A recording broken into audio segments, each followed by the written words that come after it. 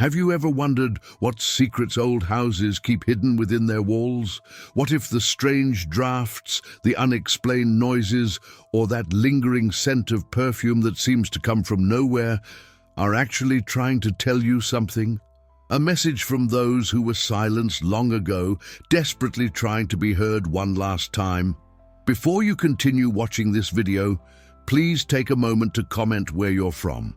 We need your help to continue sharing these forgotten stories that history has tried to bury. If you haven't yet, please subscribe to our channel. Your support allows us to keep uncovering these dark secrets that should never be forgotten. The case we're about to explore today remained unsolved for decades until a routine renovation in 1978 brought to light one of the most disturbing discoveries in West Virginia's history. What began as a wedding celebration in the small town of Clarksburg would end with a mystery that haunted 3 generations and revealed the darkest aspects of human nature. In the spring of 1905, the Aldridge family was preparing for what should have been the social event of the season in Clarksburg, West Virginia. Their eldest daughter, Elizabeth Aldridge, 22, was to be married to James Holloway, 34, the son of a prominent coal mine owner. The Aldridge family had spared no expense in the preparations, renovating their already impressive Victorian mansion on Maple Street to host the reception. Harrison County records show that the Aldridge estate was built in 1881, featuring 6 bedrooms, 3 reception rooms, a ballroom, and 7 fireplaces, each with its own uniquely designed chimney. The family's fortune came from banking and railroad investments, making them one of the wealthiest families in the region. Elizabeth was their pride and joy, educated at Miss Porter's School in Connecticut, accomplished in piano and watercolor painting, and described by all who knew her as having a gentle disposition and uncommon beauty. The wedding was scheduled for May 21, 1905. The local newspaper, the Clarksburg Telegram, published an announcement describing it as the most anticipated social gathering of the decade. Over 200 guests were invited, including state politicians, business associates from as far as Richmond and Pittsburgh, and local society families. 3 days before the wedding, Elizabeth's childhood friend and maid of honor, Catherine Walsh, arrived from Charleston to assist with final preparations. The Walsh and Aldridge families had been close for years, with Catherine and Elizabeth having grown up together, despite Catherine's family being of more modest means. Catherine, 23, was working as a schoolteacher and had postponed her own engagement to be part of her dear friend's wedding. What happened in the 48 hours that followed remains a subject of speculation, conflicting testimonies, and disturbing discoveries that wouldn't come to light until decades later. According to statements given to the sheriff by the Aldridge family, on the evening of May 19th, Elizabeth and Catherine retired to bed early after finalizing seating arrangements for the reception. Elizabeth's room was on the 3rd floor of the mansion, with Catherine staying in the adjoining guest room. The household staff, consisting of the housekeeper, Mrs. Dorothy Blackwood, 58, the cook, Mr. Samuel Pierce, 62, and 2 maids, sisters Ida and Ruth Connors, 20 and 18 respectively, all provided similar accounts when initially questioned. They claimed that on the morning of May 20th, neither Elizabeth nor Catherine came down for breakfast. At approximately 9:30 in the morning, Mrs. Aldridge sent Ida Connors to check on the girls. Ada reported that neither room showed signs of having been slept in, though Catherine's belongings were still present, and Elizabeth's wedding dress remained hanging in the armoire. The beds were made, suggesting they had not been used or had been tidied. The family initially believed the young women might have gone for an early morning walk, as Elizabeth was known to enjoy the gardens at dawn. But as noon approached with no sign of either woman, concern grew. By 3 o'clock that afternoon, Mr. Aldridge contacted Sheriff William Dawson, reporting both women missing. The initial search focused on the estate grounds, the nearby creek, and the roads leading to town. Neighbors joined the search parties, and by nightfall, more than 60 people were combing the area with lanterns and calling out for Elizabeth and Catherine. Telegram communications were sent to nearby towns, and the wedding guests who had already arrived in Clarksburg joined the search efforts. Sheriff Dawson's official report, filed on May 22nd, documented the search procedures and initial findings. No sign of struggle within the house. Personal items including jewelry, clothing and reticules belonging to both missing women remain in their rooms. No footprints or disturbances noted on the rain-softened grounds surrounding the property. The family bloodhound was unable to track any scent beyond the garden gate. The wedding was postponed indefinitely, and as days passed, theories began to circulate. Some suggested the women had run away together, perhaps because Elizabeth had second thoughts about her marriage. Others whispered about possible abduction, or worse. The Holloway family, initially supportive and involved in the search, gradually distanced themselves as rumors swirled that James had been seen arguing with Elizabeth the week before their disappearance. From the recently unsealed deposition given by James Holloway in June of 1905, I admit I had words with Elizabeth regarding the guest list. Her insistence on inviting certain individuals from her school days, whom I found unsuitable, led to a disagreement.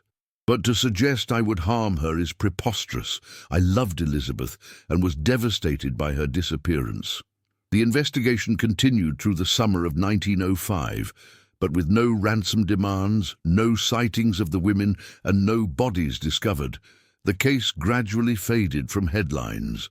By autumn, Sheriff Dawson classified it as an unsolved disappearance. The Aldridge family, broken by grief, closed up most of the mansion and rarely ventured into society again. Mr. Aldridge died of what was described as a broken heart in 1907, and Mrs. Aldridge moved to live with relatives in Richmond, never returning to Clarksburg.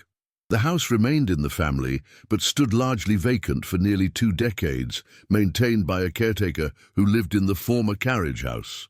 In 1925, Thomas Aldridge Jr., Elizabeth's younger brother, returned with his wife and 3 children, determined to reclaim the family home and escape the painful memories that haunted it.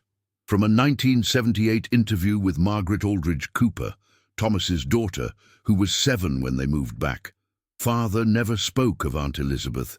It was as though she had never existed. Mother removed all photographs of her from the house and packed away her belongings. We children were forbidden from playing in the east wing of the 3rd floor, where her room had been. I remember asking once about the room with the locked door, and Father became so angry that I never dared mention it again. The Aldridge family's return to the mansion marked the beginning of strange occurrences that would persist for decades. Servants refused to work there for long, claiming to hear weeping from empty rooms. Children in the neighborhood avoided the property, spreading stories about ghostly figures seen in the 3rd floor windows. Elmer Johnston, who served as groundskeeper from 1932 to 1941, provided this account to the Clarksburg Historical Society in 1965. I ain't a superstitious man, never believed in spirits and such. But there was something wrong in that house. Comes winter, when they'd light fires in the main drawing room, you'd hear these sounds, not like normal chimney sounds, wind or settling. These were like scratching. Sometimes, I swear it sounded like whispers. And the smell, like old perfume and something worse underneath.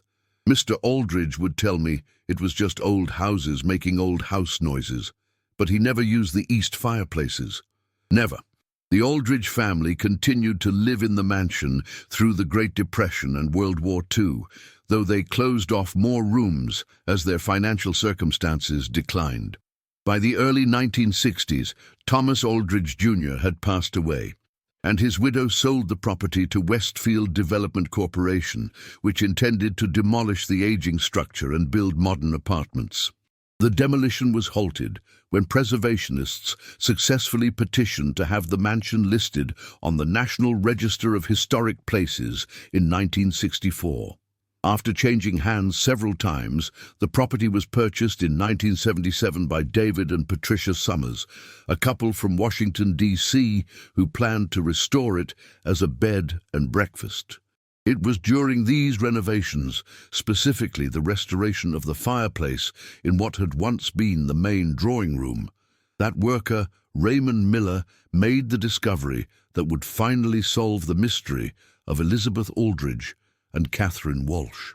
From Raymond Miller's statement to Police Chief Robert Garrison on April 12, 1978. We were working on the main fireplace in the drawing room. Beautiful stonework, but it hadn't drawn properly in years, according to the previous owners. Mr. Summers asked us to check for blockages before restoring the facade. We sent a camera up there first, one of those new flexible ones, and saw something blocking about 12 feet up. I figured it was a bird's nest or maybe a collapsed brick. When we broke through the wall to access the flue, that's when we found them. At first I thought they were old dolls or something. Then I saw the hair and the remains of what looked like a dress. I've been in construction 30 years and never seen anything like it. Never want to see anything like it again. What Miller and his team discovered were the mummified remains of two women, wedged into the chimney flue, approximately 12 feet above the fireplace opening. The narrow, brick-lined space measured only 2 feet by 2 feet in diameter, barely large enough for one person, let alone two. The bodies were positioned one atop the other, their limbs contorted in what forensic experts would later describe as positions indicating desperate attempts to climb or escape. The subsequent investigation, led by Detective Howard Reynolds of the West Virginia State Police, determined through dental records and jewelry found with the remains that the bodies were indeed those of Elizabeth Aldridge and Catherine Walsh. Their disappearance, which had puzzled investigators for 73 years, had ended in the chimney flue, less than 30 feet from where they had last been seen alive. Medical examiner Dr. Franklin Webb's report, dated May 2, 1978, provided the first scientific analysis of the remains.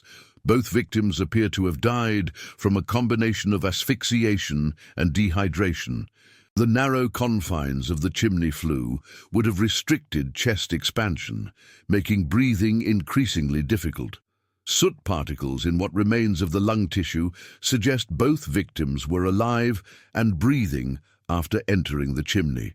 No evidence of external trauma prior to death is visible on the skeletal remains, though decomposition and mummification limit conclusive findings. The position of the bodies suggested that Catherine had entered the chimney first, or been placed there first, with Elizabeth above her. Both women were found wearing what appeared to be nightgowns, with Catherine still wearing a small gold locket containing a miniature photograph of her parents. Elizabeth's left ring finger bore her engagement ring, a 2-carat diamond in a platinum setting that had been passed down through the Holloway family for 3 generations. The discovery raised more questions than it answered. How had 2 young women ended up in a chimney flue? Had they entered willingly, perhaps hiding from someone? Were they placed there after death? If so, by whom? And perhaps most disturbing of all, why had no one heard their cries for help? Detective Reynolds pursued several theories, investigating both the surviving Aldridge family members and descendants of the household staff. The investigation uncovered troubling new details about the events surrounding that May weekend in 1905. Ruth Connors, the younger of the 2 Maid sisters who had worked for the Aldridge family, had moved to Ohio after leaving their employment in 1906. Though she had died in 1952, her daughter possessed a journal Ruth had kept during her time with the Aldridge family. The journal, turned over to investigators in 1978, contained entries that cast the household in a sinister light. From Ruth Connor's journal, entry dated May 18, 1905. Miss Elizabeth seems troubled. When I brought up her evening tea, I found her crying at her vanity. She quickly composed herself and claimed it was just wedding nerves, but I noticed a bruise on her wrist that she hurried to cover with her sleeve. When I asked if there was anything else she needed, she looked at me strangely and asked, "Ruth, if you knew something terrible about someone you trusted, would you tell?" Before I could answer, Mrs. Aldridge came in and dismissed me for the night. Another entry dated May 19th, the last day Elizabeth and Catherine were seen alive. Miss Catherine arrived today. She and Miss Elizabeth spent the afternoon walking in the garden, speaking intensely. Later, I overheard Mr. Aldridge arguing with Miss Elizabeth in the library. He told her she would go through with it or regret it deeply. At dinner, Mr. Holloway arrived unexpectedly, though he wasn't supposed to see the bride before the wedding. The tension at the table was unbearable. Miss Catherine barely touched her food, and Miss Elizabeth excused herself early, saying she felt faint. When I brought water to her room later, Miss Catherine was with her, and they stopped talking the moment I entered. Miss Catherine asked me if anyone ever used the old servants' passages anymore. I thought it an odd question and told her they had been sealed off years ago after the youngest Aldridge boy got lost in them. Before I left, I noticed Miss Elizabeth's traveling case on the bed, partially packed. This journal entry suggested something neither investigators in 1905 nor 73 years later had considered, that Elizabeth might indeed have been planning to flee, not from her own anxieties about marriage, but from some specific threat or discovery. Further investigation into James Holloway's background revealed concerning information that had been suppressed at the time of the original investigation. Holloway's first wife, Margaret, had died under questionable circumstances just 2 years before his engagement to Elizabeth. While officially ruled an accident, a fall downstairs in their home while Holloway was away on business, rumors had circulated in Pittsburgh society about Margaret's fear of her husband in the weeks before her death. From a statement given by Eleanor Whitfield, former lady's maid to Margaret Holloway, located by investigators in a nursing home in 1978, Mrs. Holloway confided in me that Mr. Holloway had a terrible temper. She showed me bruises more than once and made me promise never to speak of them. 2 weeks before she died, she asked me to help her prepare documents to place in her sister's keeping. I never saw what they contained, but Mrs. Holloway said, "If anything happens to me, make sure these reach the authorities." After her death, Mr. Holloway dismissed all the staff and sold the house within a month. I was too frightened to speak up then. I've carried that guilt all my life. This new information cast James Holloway in a suspicious light, but investigators still couldn't establish how or why Elizabeth and Catherine had ended up in the chimney. If Holloway had murdered them, why choose such an unusual and complicated method? And how had he managed it without anyone in the household hearing or seeing anything? The breakthrough came when structural engineers, brought in to examine the house before restoration continued, discovered something the original builders had concealed: a network of narrow passages between the walls, separate from the servants' corridors mentioned in Ruth's journal. These hidden passages, less than 2 feet wide in most places, connected various rooms to chimney access points, originally designed to allow for cleaning and maintenance without disrupting the household. Engineer Martin Whitaker's report to the Historical Society explained, "These passages weren't on any of the original blueprints. They appear to have been added during construction or a very early renovation, possibly at the request of the first owner, who was known to be obsessed with efficiency and privacy. The passages would have allowed servants to maintain fireplaces without being seen, but they could also allow someone familiar with the house to move between rooms undetected." Most of these passages had been sealed off or forgotten by 1905, but our investigation found that the access point in Miss Elizabeth's bedroom closet showed signs of having been opened around that time. This discovery led to a new theory. Elizabeth and Catherine may have attempted to flee the house through these passages, perhaps to escape James Holloway or even Elizabeth's own father, whose controlling nature was suggested by Ruth's journal. Unfamiliar with the layout of the passages and moving in darkness, they could have become trapped or disoriented, eventually finding themselves in the chimney shaft with no way to climb up the smooth brick walls or back down into the passage once the access panel closed behind them.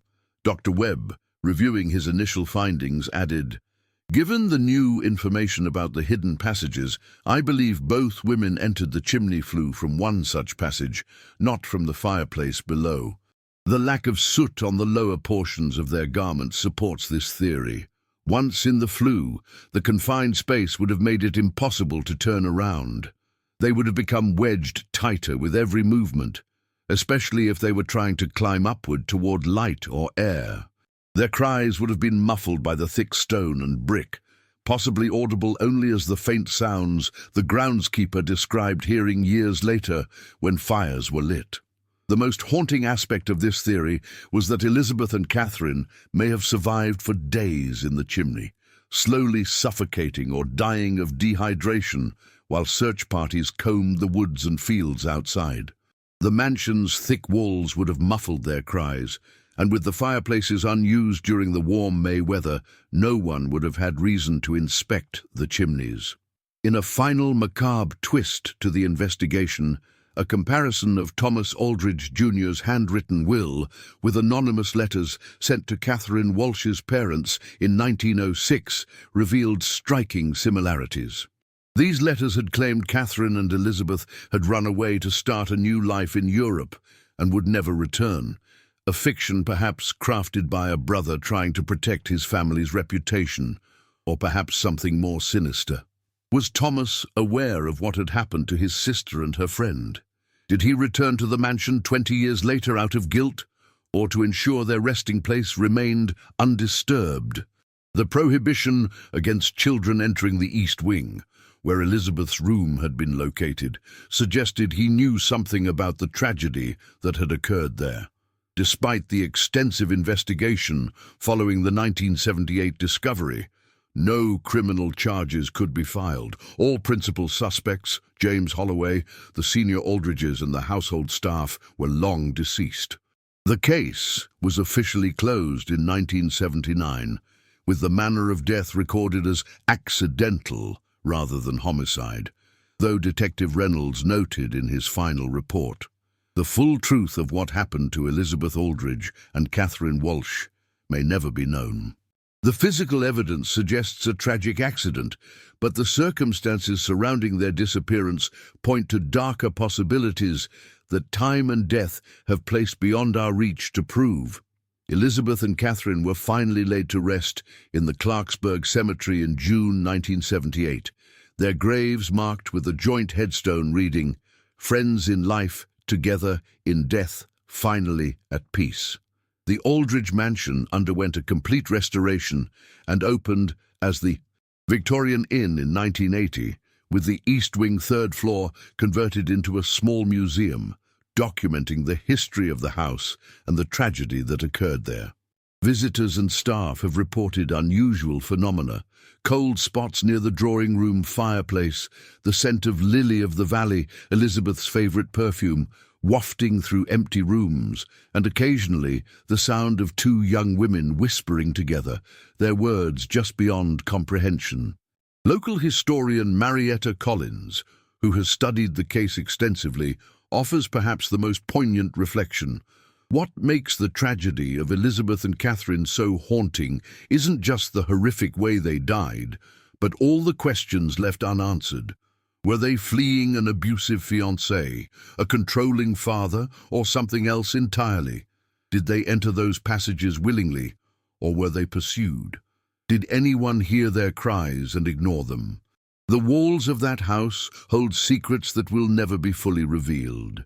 In a storage box in the Harrison County Historical Society, among the collected documents related to the case, lies a water-damaged page torn from what appears to be a diary.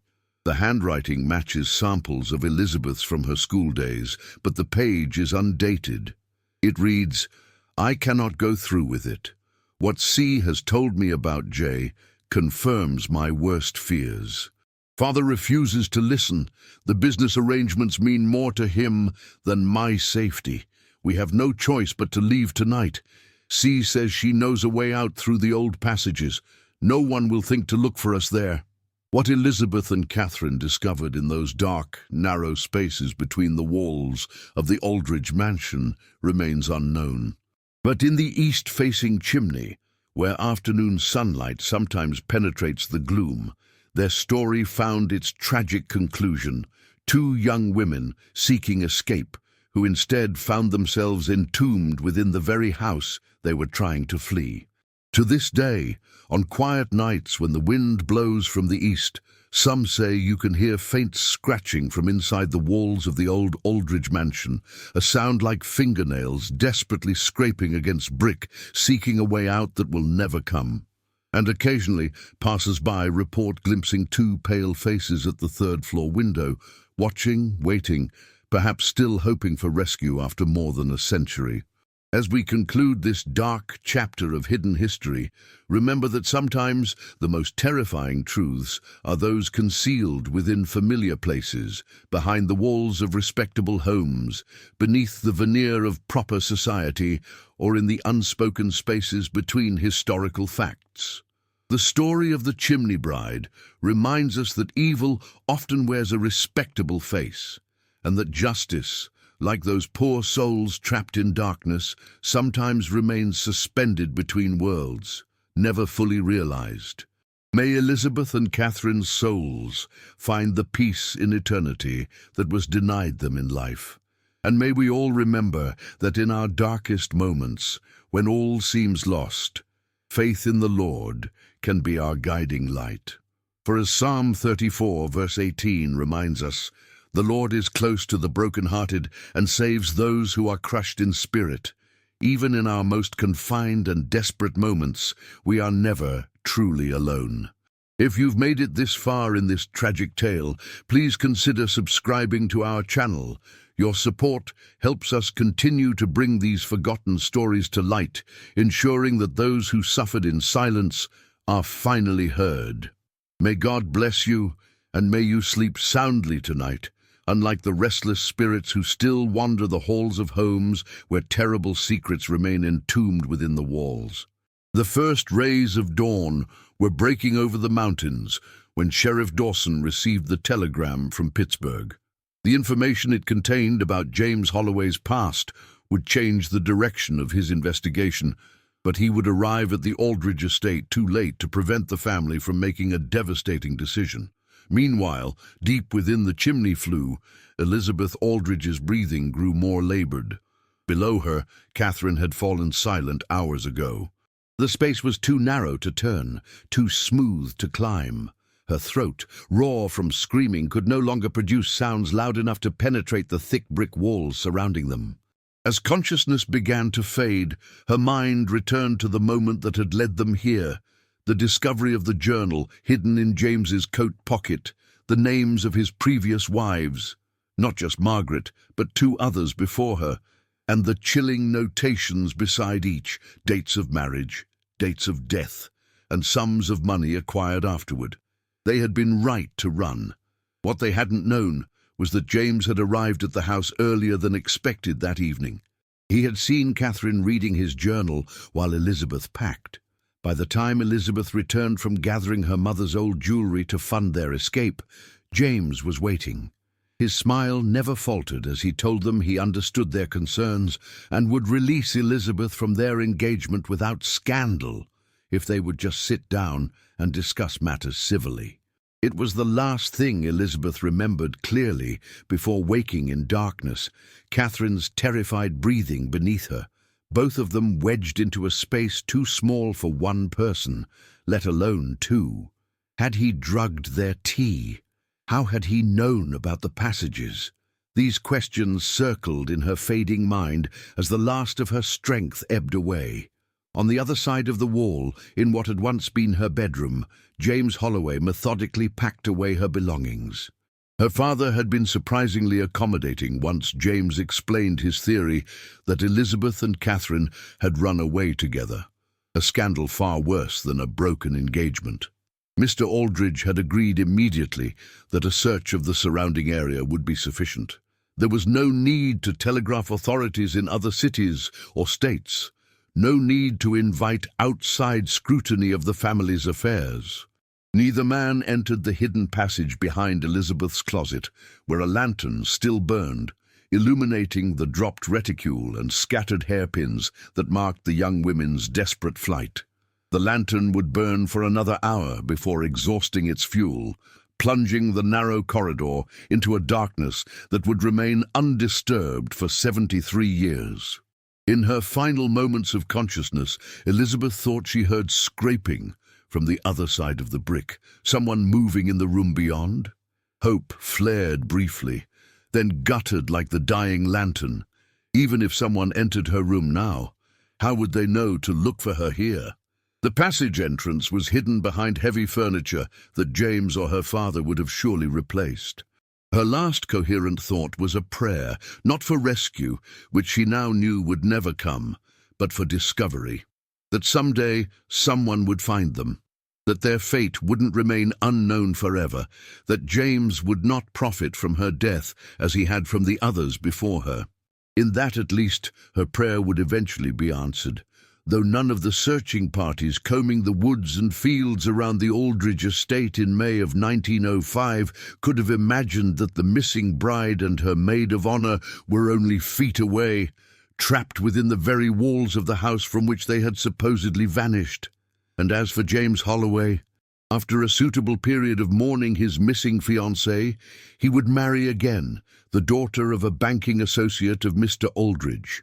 Emily Stanford Holloway would die less than a year later of what was reported as a wasting illness, leaving her considerable fortune to her grieving husband. It would be his last such venture, however, as rumors about his past had begun to circulate more widely. He lived out his remaining years in comfortable seclusion on a Virginia estate, dying in 1932 without ever facing questions about the women who had disappeared from his life. The truth he carried to his grave would remain hidden for decades more, entombed like his victims behind layers of brick, propriety, and deliberate forgetting, until the swing of a worker's hammer finally exposed what had been hidden in plain sight for generations.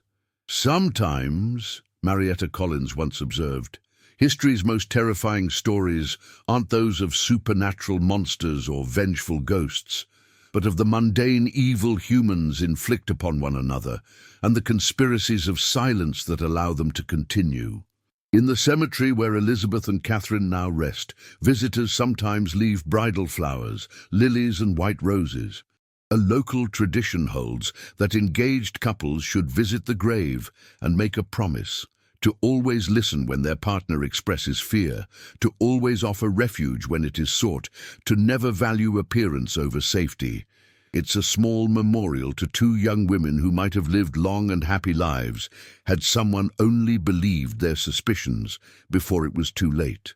As you reflect on this tragic story, remember that evil often hides behind respectable facades, and that sometimes the most haunted places are not ancient battlefields or abandoned asylums, but the seemingly normal homes where terrible secrets have been carefully concealed. And if you ever visit an old house with a fireplace that hasn't been used in years, and catch the faint scent of lily of the valley mingled with something less pleasant, perhaps it would be wise not to inquire too deeply into the history of those who lived and died there. For some secrets, once discovered, cannot be forgotten, and some tragedies, even after justice has been served, continue to echo through the years.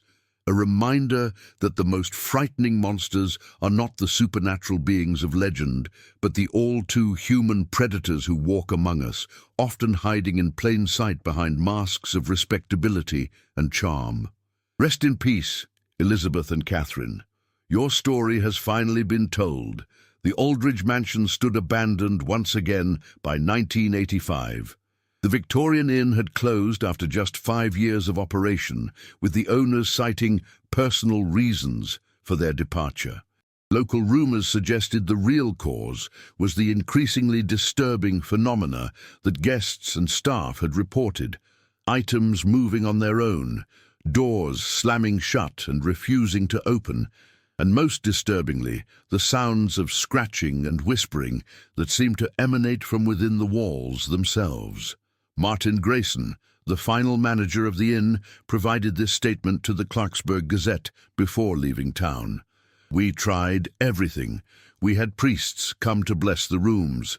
We had the chimneys cleaned and inspected multiple times. We even had those paranormal investigators from the university spend a week setting up their equipment. Nothing helped. The last straw was when 3 separate guests in 3 different rooms all reported the same nightmare. 2 women in white nightgowns standing at the foot of their bed, their faces blackened with soot, whispering, 'He's still here.' He never left." The property passed through several owners over the following decades, none managing to successfully repurpose the building.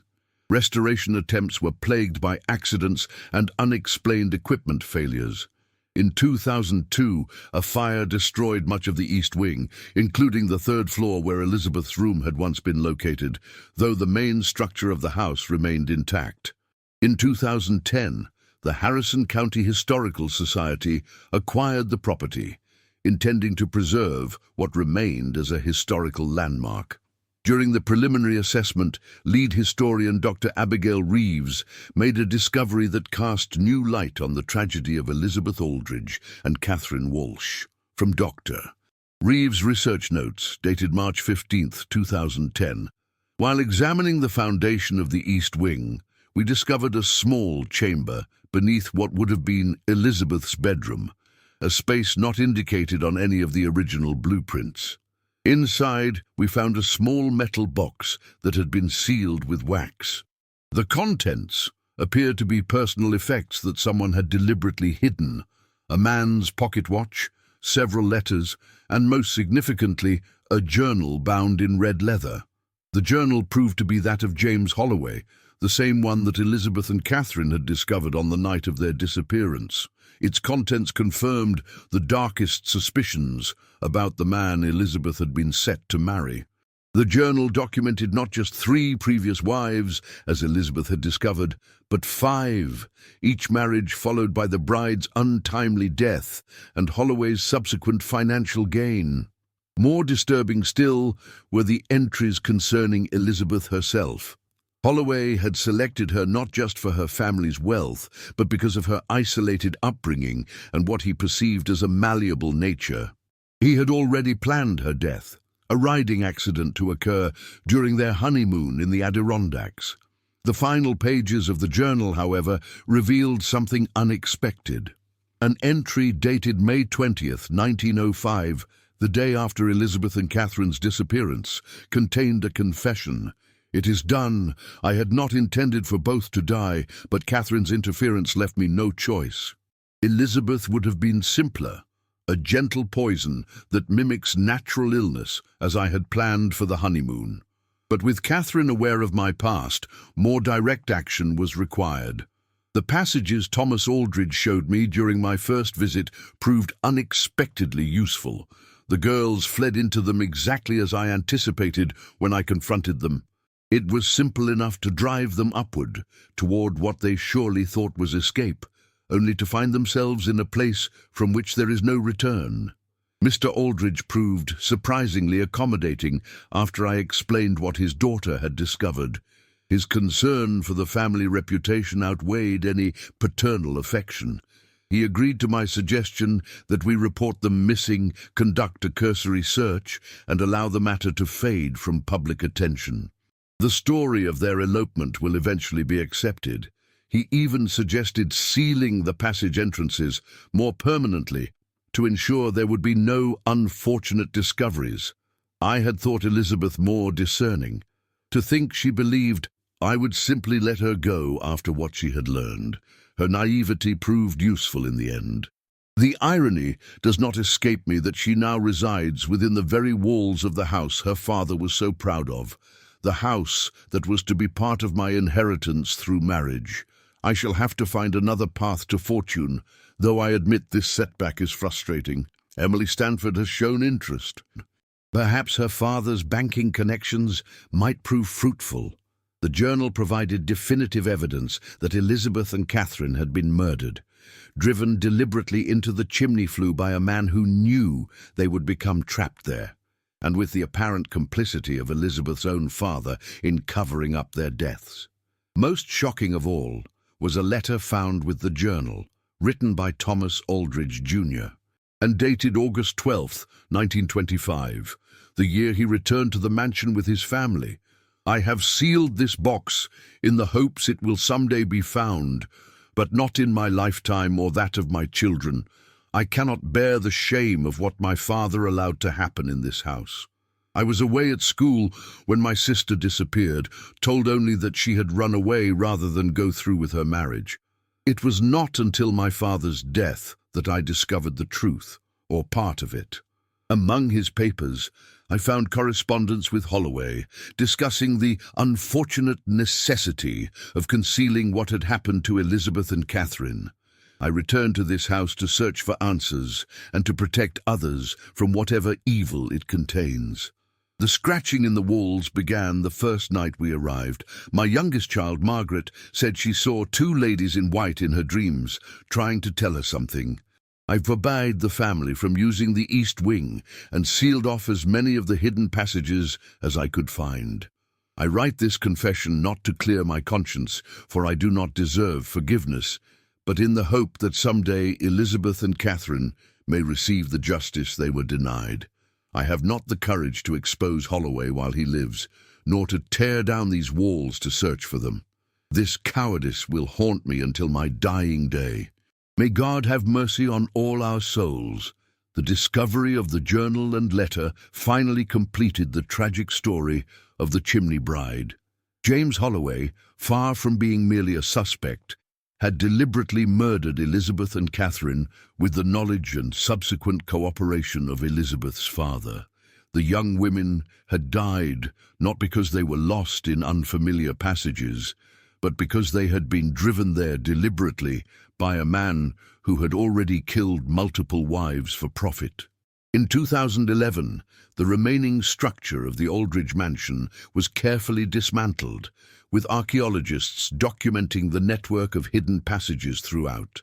In the foundation stone, they discovered a final surprise: a small compartment containing women's jewelry dating back to the 1870s, presumably taken from Holloway's earlier victims as trophies. A memorial garden now stands where the mansion once loomed. At its center is a statue of two young women, standing back to back, their hands clasped. The plaque reads, "In memory of Elizabeth Aldridge and Catherine Walsh, and all those who have been silenced. May their truth finally be heard." Local residents report that the haunting phenomena that plagued the mansion have ceased since the building was removed and the memorial erected. The sounds of scratching in walls are no longer heard. The nightmares of soot-faced women no longer disturb sleepers.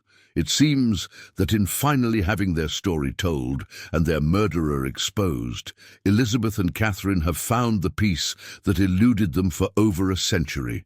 Yet some say that on the anniversary of their disappearance, May 19th, the scent of lily of the valley still permeates the memorial garden, and visitors sometimes report seeing two young women in white walking hand in hand among the flowers, their faces turned toward the sunlight they were denied in their final hours.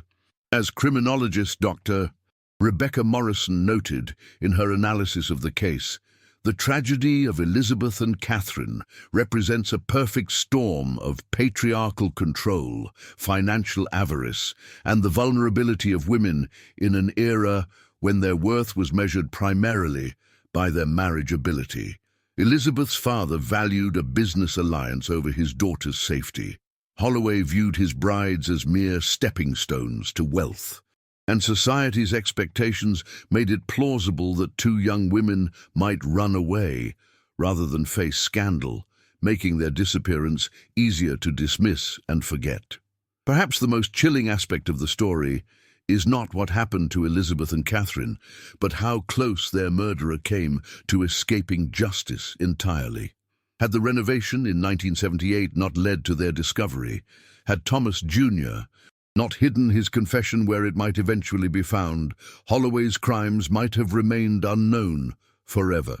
It serves as a reminder that history's darkest chapters often lie hidden beneath respectable facades, within the walls of ordinary houses, or in the carefully maintained reputations of those we think we know. Justice may be delayed, but with persistence and courage, the truth will eventually find its way into the light. As you reflect on this story, remember that evil often hides in plain sight, and that our willingness to listen to those who express fear may save lives.